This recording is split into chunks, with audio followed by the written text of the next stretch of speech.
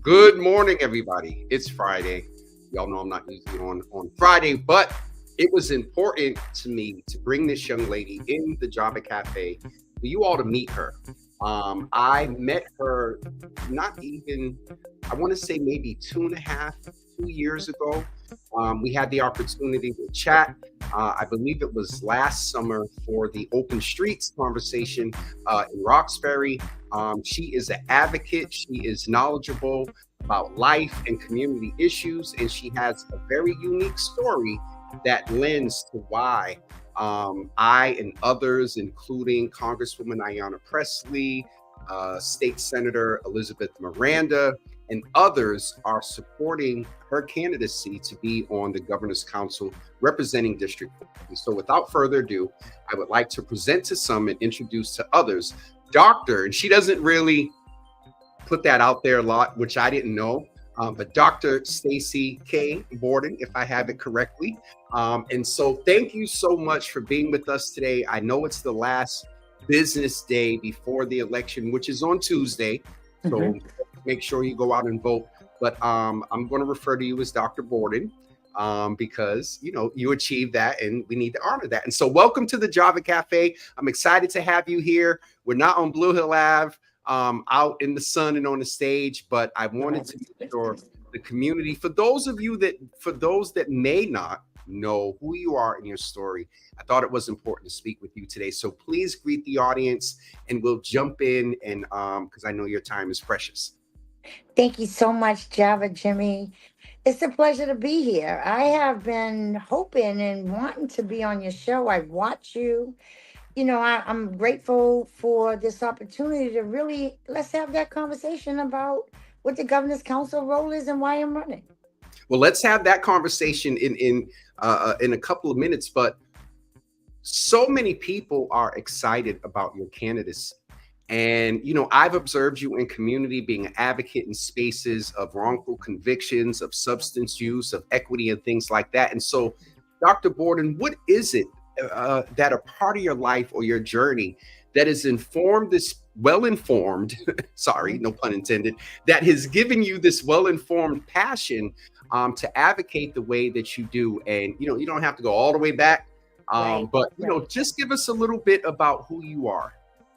Well, in short, you know, I have lived experience. I am a formerly incarcerated woman. I'm from Boston. I grew up in Roxbury, early childhood trauma, right in the heart of Orchard Park. I grew up on the corner of the project and went in school from Albert Palmer to Dearborn in the project. And my life was, you know, in that Nubian Square, which we call Dudley Station area. And then my mom moved up to Humboldt Ave and, you know, not really having sufficient education, no real resources in the community, but my trauma was deep. I come from sexual childhood trauma and a rape at 18. And that kind of drove me into drug addiction. It drove me into the criminal legal system that put me in a cage. And in short, it wasn't until 2008 that one judge humanized me in court. And that changed the trajectory of how I felt about myself. And then really taking accountability and responsibility for the transgressions that I was causing. I was causing harm. I was stealing. I was trying to feed my addiction, trying to suppress my trauma. And it was the women in Framingham in prison that raised me and raised the issue that 96, 97% of us suffered from sexual and domestic violence. And so my journey was, I came out running. I came out of that prison environment in 2010, went and got my master's in mental health, became a substance abuse counselor, became a fierce advocate with the National Council for Incarcerated and Formerly Incarcerated Women and Girls. My mentor, Andrea James, who really kind of educated me on what we're doing with this criminal legal system and how we're embedded. Black and brown, poor people are embedded in this type of mass incarceration. And so I made a promise to the girls when I got out that I was going to come back and get them and figure out something. And so I did open up a beautiful reentry home right here in Dorchester. And that was funded by a phenomenal anonymous couple that heard the story and bought us a home. And so with our help of our leaders like Congresswoman Presley, she brought the whole squad down to see our motto. Our motto was really to target trauma through the world of psychodrama therapy, theater, art therapy. And then we talk about jobs, work development, housing, so forth. But, we have to get our minds right. And that's just the work that I do. When we talk about wrongful convictions, we just had a victory yesterday. I knew a young man when I was 9 years old, one of my older brother's friends, that disappeared. Our community people, our Black men and women disappeared. I call them kidnapped and put in an unnatural, violent environment.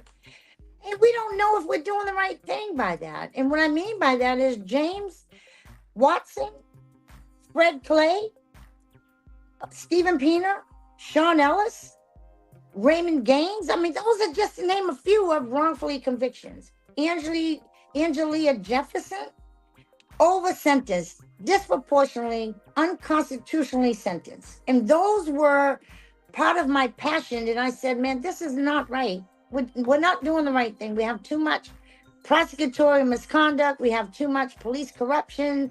We have too many judges that are corporate lawyers that aren't humanizing people. There's no humanity in this unfair, unjust society of what we call this criminal legal system.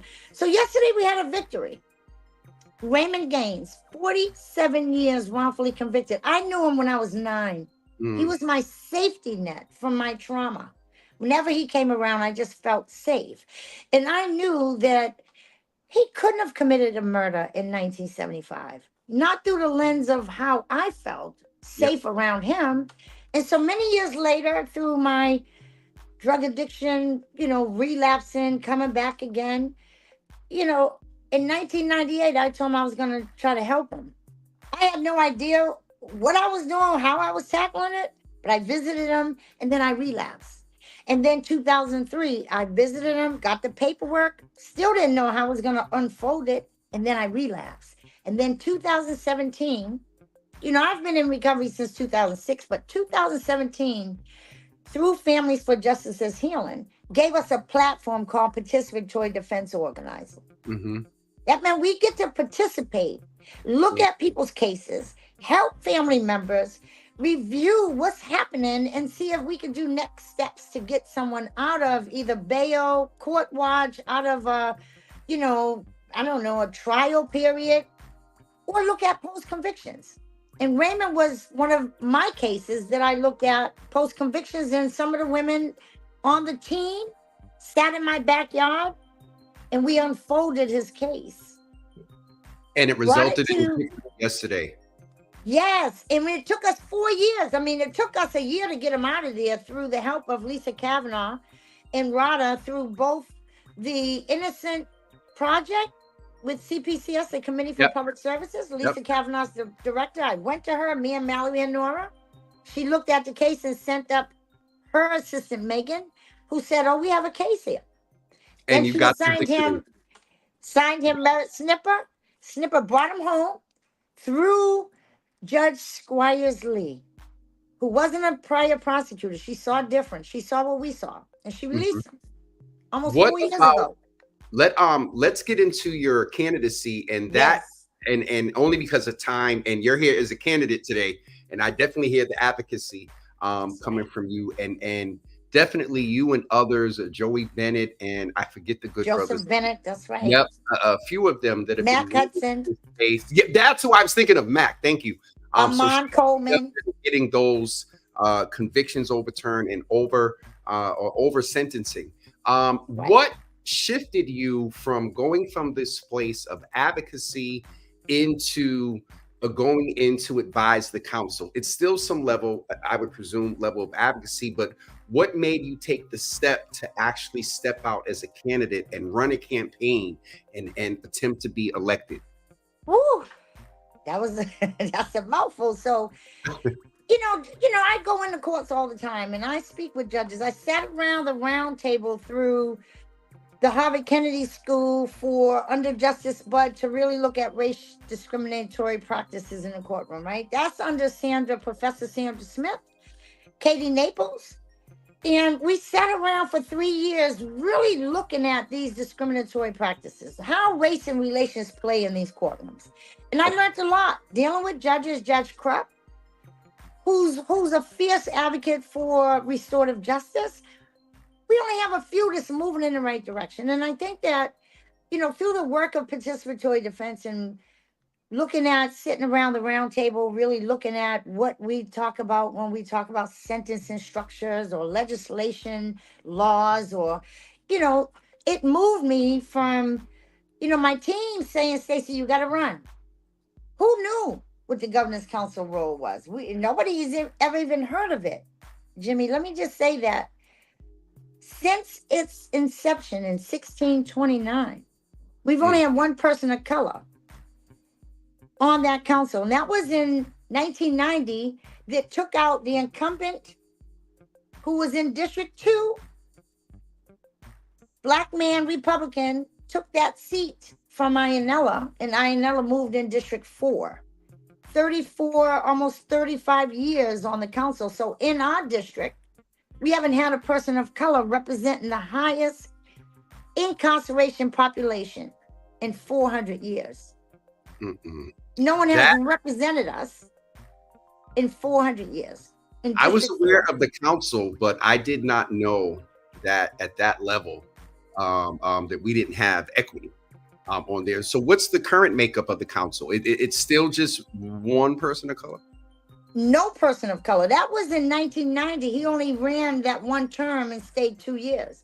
We haven't had representation in all these years, 400 years. But since 1990, one person of color.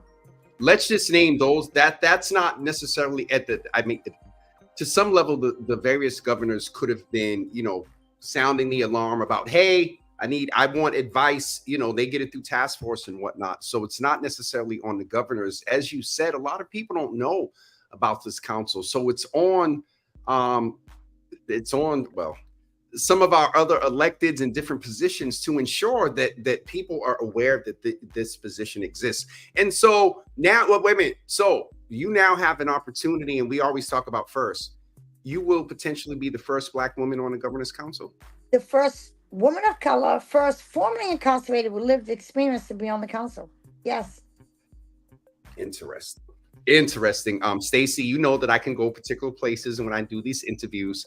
And so let me ask you, what is your vision for the future of the governor's council? How are you taking your life experience and apply that not only to these issues, because I'm sure that that council advises the governor on a myriad of things. Yeah. What is the future, if elected, what does the future of the governor's council look like with you on it? Well, it's going to look completely different, actually. When we talk about, the governor's council role of accepting or rejecting nomination for judges, accepting or rejecting nomination for parole board members, looking at clemency applications to commute sentences, looking at more pardons. I mean, we have our governor who just did 9 pardons in her first year of administration. She did pardons for marijuana. We might be on the right track here. We have not had people coming out of these environments with clemency for decades, with the exception of the last 3 that are patriots. Devin McCourtney, I think his last name. I don't think I have his name right. McCarty, he stepped up and brought home 3 men. And so is that enough?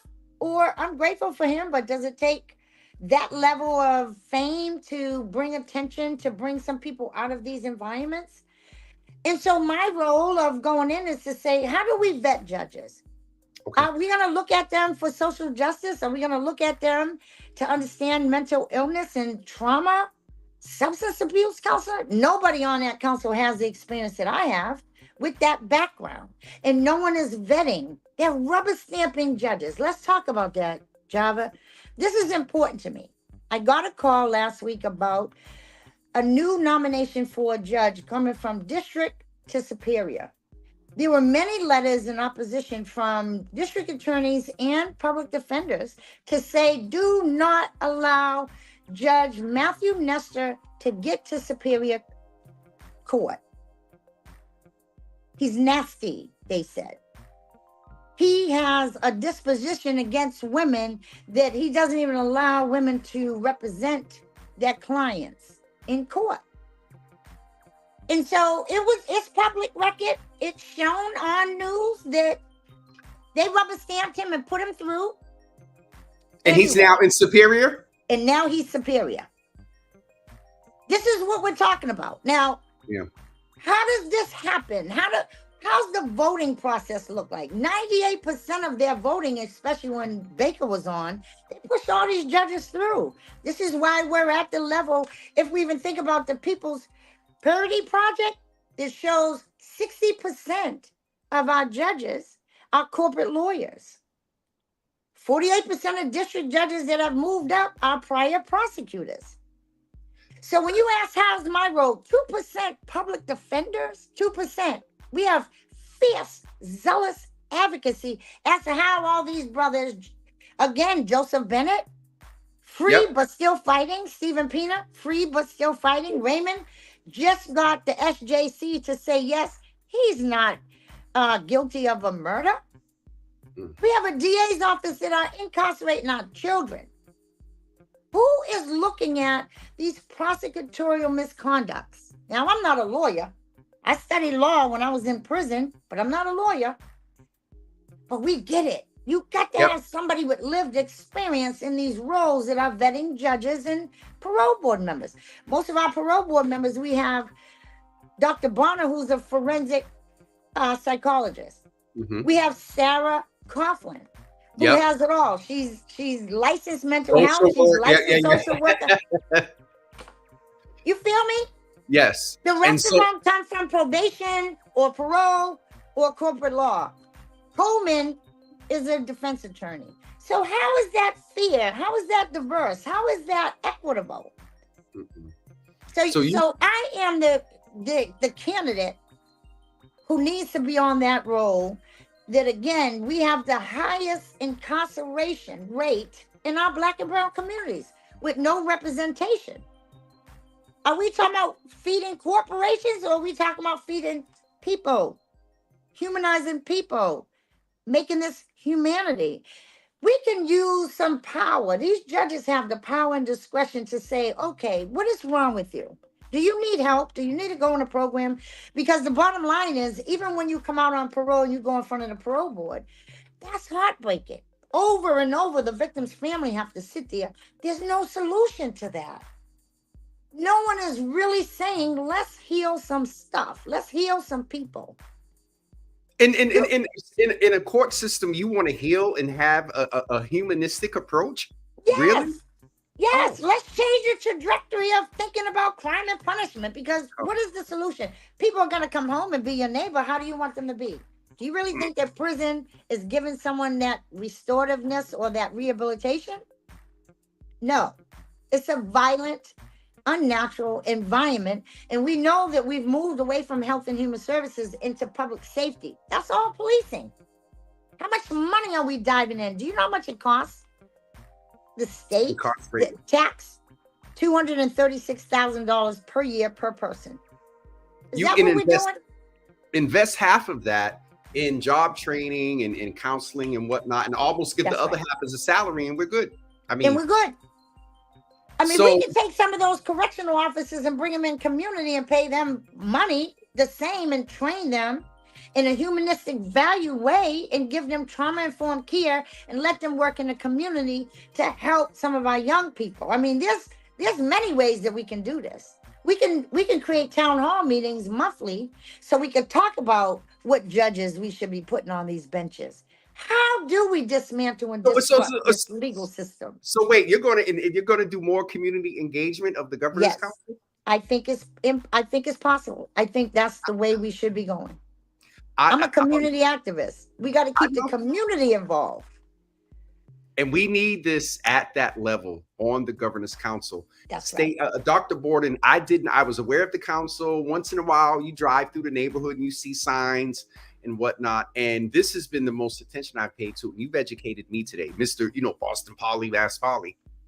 I did not know that history piece. And so I'm going to, at some point today, reach out to former Representative Carlos Enriquez, because I know he'll probably have a I love whole, him. Oh, yes. Oh, he'll yes. probably have a whole lot to educate me in more in depth. And so, Stacey, I want to give you the opportunity, because I've moved in politics and you got a campaign manager and all that. Yeah. You know that you don't leave a space or a place without asking for someone's vote.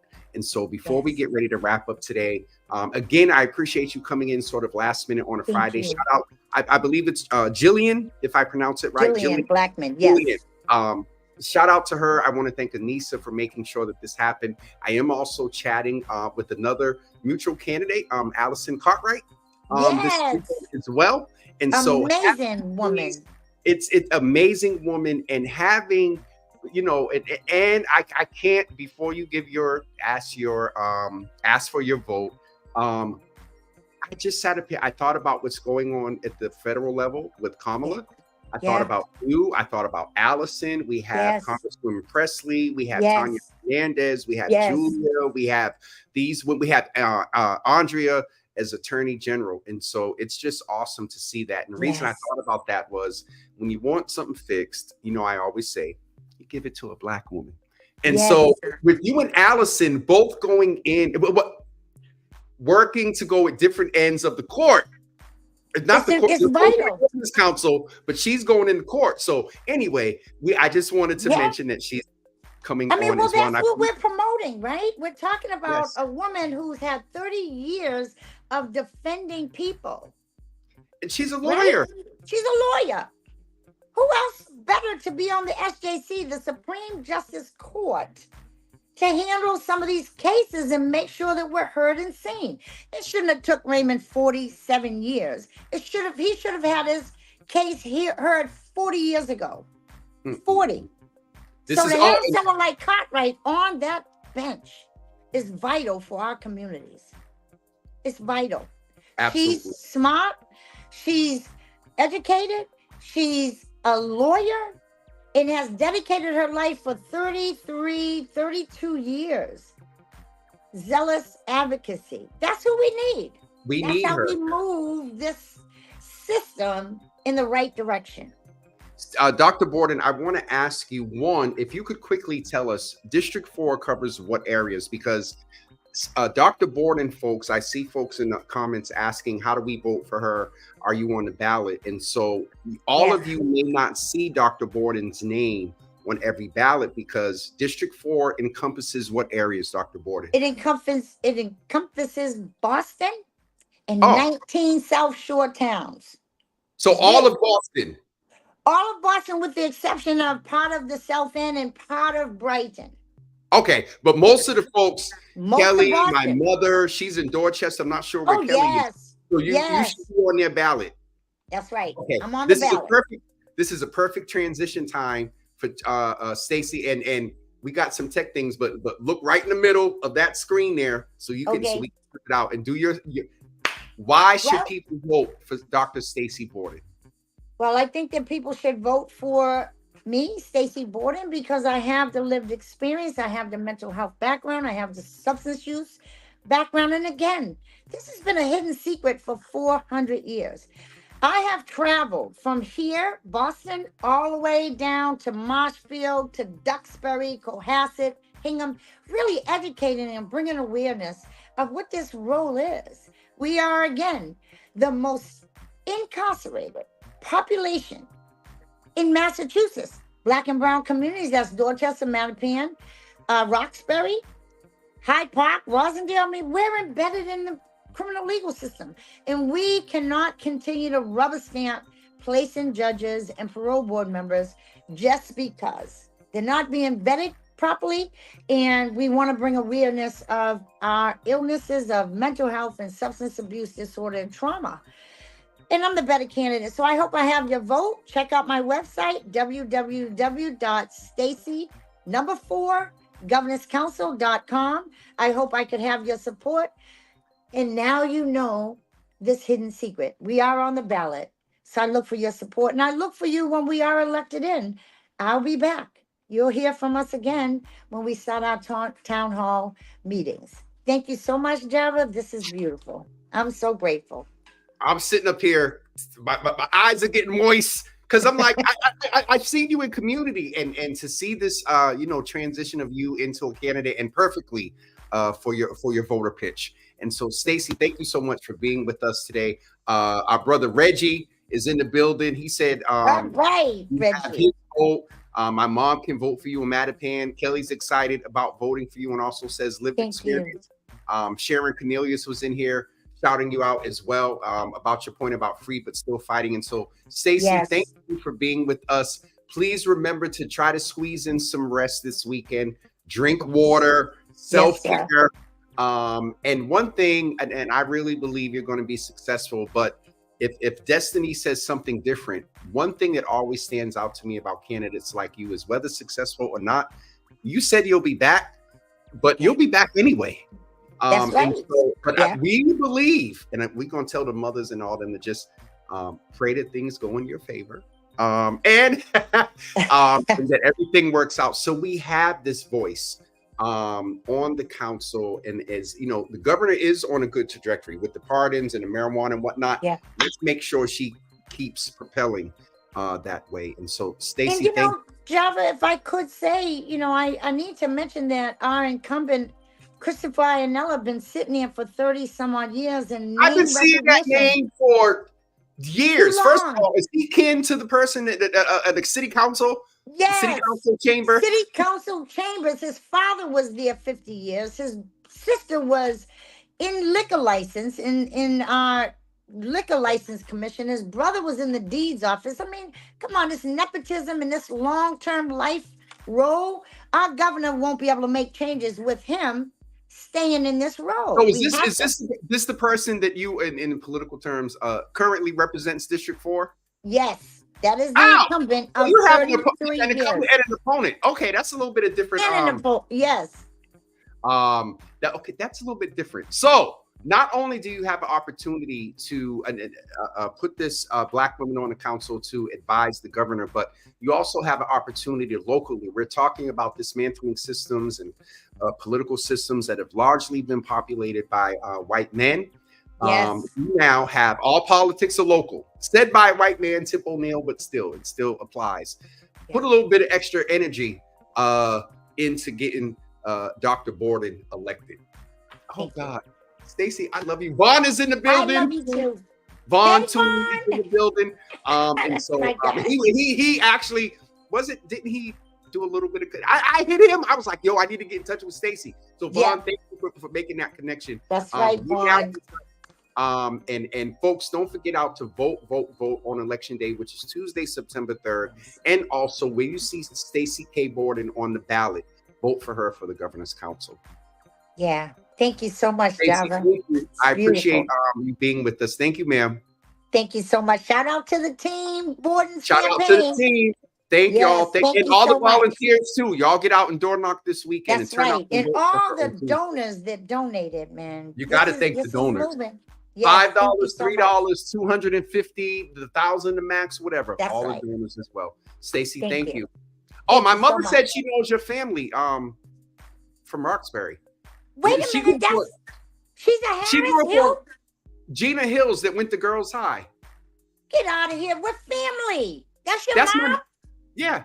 We are Hills and Harris Borden. Now, you kidding me? Well, Harris is... First cousins are Hill Harris. My cousin Donna. My Well, first Harris cousin. Hills is the major name, but Harris is the it was her maiden name. But she says she knows the family. She used to be down in OP back in the day, so y'all will see each other, I'm sure. James, I'm telling my Look, you first been calling cousin me is Java Donna. all show. My mother's sister My mother married comes a in. Hill, and then Really? Well, her wait. daughter married a Harris. Donna Hill Harris. Come on now. Oh Jesus, this is crazy. So we'll figure it out, Dr. Borden, cousin. So Yes, cousin. that is crazy. Thank you for being with us. Thank And you. Milagro says good luck as well. So we appreciate you. Thank You you. so much. All right. Well, we'll figure that out. We'll figure it out. Yes, ma'am. Thanks, Stacey. Thanks, Dr. Borden. Folks, don't forget to get out and vote on Tuesday. Vote, vote, vote, vote, vote. All right.